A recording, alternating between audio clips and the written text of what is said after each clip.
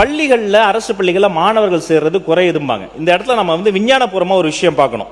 நம்முடைய birth rate தொடர்ச்சியாக மாநிலத்துல குறைஞ்சுக்கிட்டே வருது. 2011 ஒரு வயதுக்குட்பட்ட அந்த குழந்தைகளினுடைய எண்ணிக்கை பாத்தீங்கன்னா கிட்டத்தட்ட 10.74 லட்சமா இருந்தது.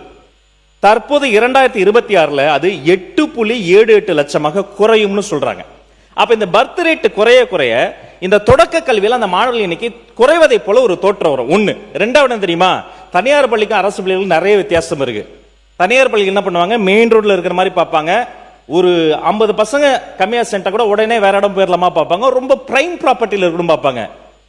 ஆனா ஒரு குக்கிராமத்துல மூளை முடுக்கல 15 பசங்க வந்தா கூட அந்த பள்ளிக்கூடத்தை மூடக்கூடாது, அவர்களுக்காக தொடர்ந்து திறந்து பள்ளிக்கூடம் நடத்தக்கூடிய நிலையில் தான் பள்ளிக்கல்வித்துறை சிந்தித்துக் கொண்டிருக்கிறது என்பதை நான் கூறிக்கொள்கிறேன்.